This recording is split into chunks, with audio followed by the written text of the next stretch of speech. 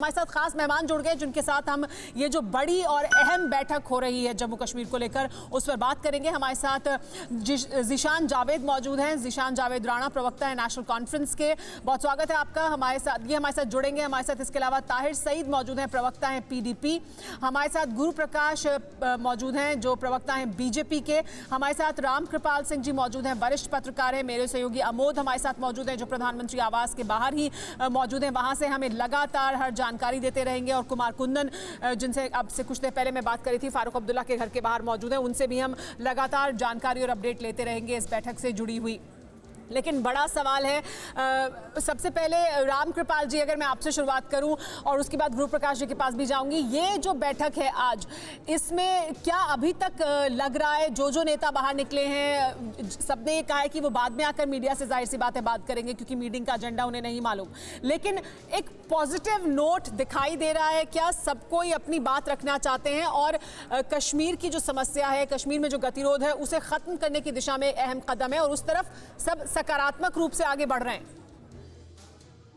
बिल्कुल, आप जो कह रही हैं सही बात वही है। ये जो है कि एजेंडा नहीं मालूम है सारी चीजें, मैं बताऊं बहुत अच्छा होता है कि अगर कोई एजेंडा ना हो तो अगर कोई एजेंडा होता है तो दिलों का मिलना जरा सा मुश्किल होता है। तरह तरह की कश्मीर में जो पिछले दिनों हुआ है, 5 अगस्त 2019 के बाद से जो यहाँ आई है, जो परिवर्तन हुआ है, अब सरकार चाह रही है कि लोकतांत्रिक प्रक्रिया को, जिसका चुनाव एक बहुत बड़ा हिस्सा होता है, मैं समझता हूँ कि सारे लोग उस लोकतांत्रिक प्रक्रिया में हिस्सा लें। कश्मीर का विकास, कश्मीर आगे बढ़े और अगर वहाँ की कोई समस्याएं हैं तो वहाँ के जो प्रतिनिधि हैं, जो पॉलिटिकल पार्टीज हैं, जिनके नेता हैं, वो एक बार आए, खुल करके बातचीत हो। देखिए, ये बातचीत मेरा, अगर मैं कहूँ कि रोशन कहीं बाहर से इम्कान हुए तो हैं कि चलो एक साथ बैठते तो हैं, गिले शिकवे दूर होंगे, सारी चीजें होंगी जो जेन्युइन है, वहीं से कोई फिर करना चाहेगी और फिर वहीं से कोई रास्ता निकलेगा और बातचीत होगी तो फिर वहां से कोई रास्ता भी निकलेगा। हमारे साथ बाकी मेहमान भी मौजूद है। गुरु प्रकाश जी, एक बार बार मुद्दा उठाया जा रहा है, अभी फारूक अब्दुल्ला साहब ने भी इस मुद्दे को उठाया और थोड़ी उनकी नाराजगी उस बात को लेकर है भी कि एजेंडा क्या है इस बैठक का, वो उनको नहीं बताया गया है। तो क्या बेहतर होता कि अगर एजेंडा पता होता नेताओं को, और क्यों नहीं बताया गया, इसके पीछे क्या सोच है? नहीं, देखिए सुमेरा जी, एजेंडा क्या है ये तो स्पष्ट है। देखिए, एजेंडा है आतंकवाद की समाप्ति और लोकतंत्र प्रक्रिया की बहाली, और इसी दिशा में हम लोग काम भी कर रहे हैं। पिछले दिनों हम सबने देखा कि जम्मू कश्मीर में डीडीसी के चुनाव हुए, जम्मू कश्मीर के लोग बढ़ चढ़ करके आए और हिस्सा लिया इसमें। लद्दाख में काउंसिल के चुनाव होते हैं। प्रधानमंत्री जी ने 15 अगस्त को कहा था कि आने वाले समय में जम्मू कश्मीर में लोकतांत्रिक तरीके से विधानसभा चुनाव होगा और लोग अपने आकांक्षा और अपेक्षा के आधार पर सरकार बनाएंगे। जी, मुझे लगता है कि यही एजेंडा है जम्मू कश्मीर का। नहीं, ये लगता तो बहुत कुछ है सर गुरु प्रकाश जी, लगता बहुत कुछ है, आप कह रहे हैं स्पष्ट है, लेकिन ये उन नेताओं को स्पष्ट नहीं है। उनका ये कहना है कि उनको पता होता तो फिर वो उस बिंदु पर प्रमुखता से बात करते या शायद तैयारी के साथ आते, इस वजह से वो इस बात को कह रहे हैं। आमतौर पर मीटिंग का एक एजेंडा होता है जो नहीं बताया गया है, तो क्या ये खुली चर्चा होगी, इस वजह से एजेंडा नहीं बताया गया है? मैं वापस आपके पास आऊंगी। अमोद हमारे साथ मौजूद है प्रधानमंत्री निवास के बाहर से, उनकी से पहले प्रतिक्रिया ले लेते हैं। अमोद, वहां पर पहुंचने का सिलसिला शुरू है, लगातार नेता पहुंच रहे हैं, सब पहुंच चुके हैं और क्या मीटिंग की शुरुआत हो चुकी है या अभी कुछ और लोगों के पहुंचने का इंतजार है? देखिए सुमेरा, ज़्यादातर नेता बैठक में पहुंच चुके हैं और फारूक अब्दुल्ला सबसे बाद में अपने घर से निकले हैं, तो ये बताया जा रहा है कि वो भी अब पहुंच गए हैं, बैठक में पहुंचने वाले हैं। मतलब चूँकि जहां से प्रधानमंत्री निवास पे उतरा जाता है और वहाँ से बैठक में जाने में तकरीबन 500-700 मीटर दूरी चलना पड़ता है, तो वो पहुँचने वाले हैं। बैठक तकरीबन 3 से 4-5 मिनट के अंदर शुरू हो जाएगी। लेकिन महत्वपूर्ण बात वही है जो एजेंडे की बात आप कह रही थी। एजेंडा बैठक में साफ है, कश्मीर में जो स्टेक होल्डर्स हैं उनसे वाइडर कंसल्टेंसी के तहत ये बैठक बुलाई गई है। उसमें चाहे विकास का मुद्दा हो राज्य का, वो चाहे डेमोक्रेटिक प्रोसेस को बहाल करने का मुद्दा हो, उसमें डीलिमिटेशन भी आता है, उसमें इलेक्टोरल रोल भी आता है।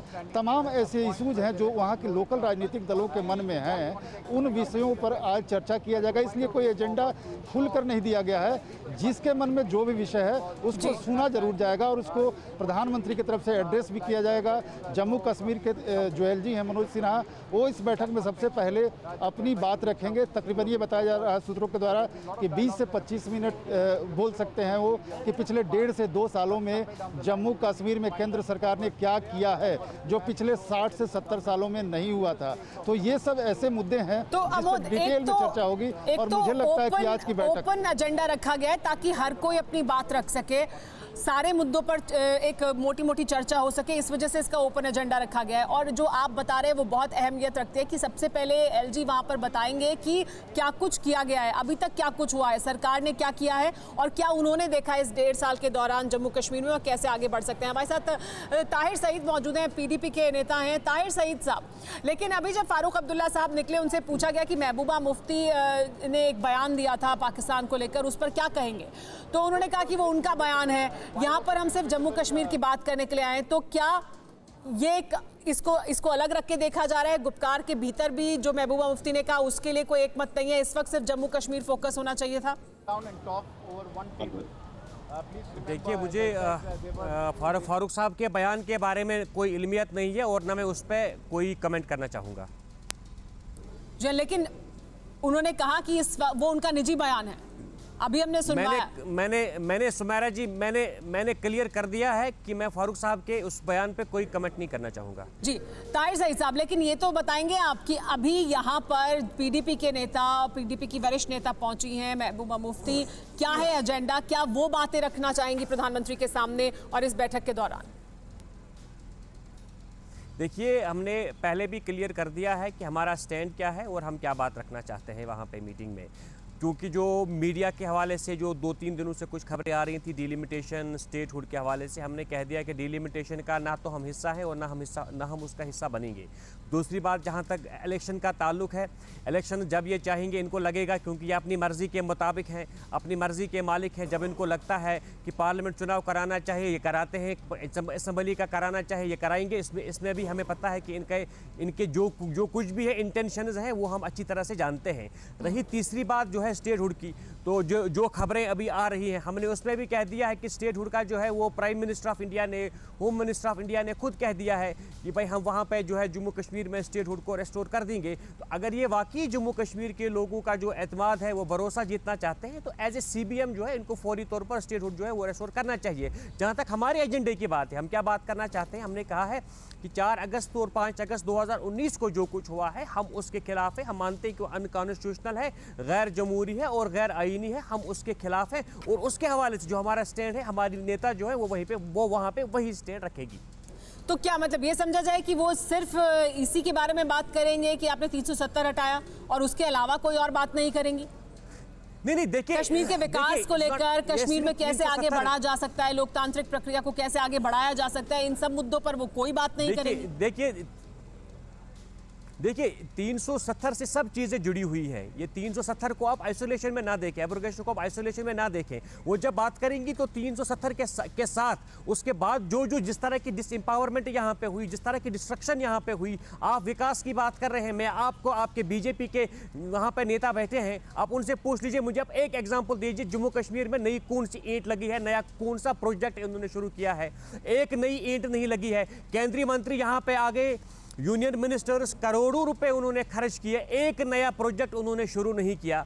ये सब चीजें बातें बताने की हैं, विकास की हैं। मैं इनको बताना चाहूंगा कि जम्मू कश्मीर आप कह रहे हैं कि 1.5 साल में कुछ नहीं किया। गुरु प्रकाश जी जवाब देंगे आपको इस पर। गुरु प्रकाश जी, अब सुमेरा जी मुझे बात कंप्लीट करने दें। गुरु प्रकाश जी को आप उसके बाद प्लीज टाइम दे दें। जी बोलिए, बात संक्षेप में पूरी। जो इंडिया की 2017 और 2018 में जो HDI जो है, ह्यूमन डेवलपमेंट इंडेक्स जो है, उसकी जो अगर आप देखेंगे उसकी रिपोर्ट, जो UDP की रिपोर्ट आप देखेंगे, उसमें UNDP की, उसमें पूरी तरह से है कि इंडिया की जो 10 प्रोग्रेसिव स्टेट्स हैं, जम्मू कश्मीर जो है वो 10वें नंबर पर है, गुजरात 11वें नंबर पर है, उत्तर प्रदेश जहां से इनके मुख्यमंत्री हैं वो लास्ट नंबर पर है। बिहार जहां पे ताहिर साहब देखिए, ताहिर साहब ये जो आंकड़ा है ना, ताहिर साहब, तो हमें ताहिर साहब प्रोग्रेसिव सुनिए, स्टेडियम, ये जो प्रोग्रेसिव स्टेट का जो आंकड़ा है ये तो आप हमेशा बताते हैं, ये जम्मू कश्मीर का हर नेता बताता है कि देखिए ये हमारा स्टेटस था, हम प्रोग्रेसिव स्टेट है, तो वो तो आप हैं, लेकिन लोकतांत्रिक प्रक्रिया में आतंकवाद जिस तरह से वहां पर मौजूद है, विकास रुका हुआ है, कुछ लोगों का और कुछ खास तरीके से विकास हुआ है, वो भी तो इंडेक्सेस हैं, उनके बारे में क्यों नहीं बात होगी? उनके बारे में भी तो बात होगी। फिक्र आपकी, सोमवार से शुक्रवार रात 9 बजे सिर्फ TV9 भारतवर्ष पर।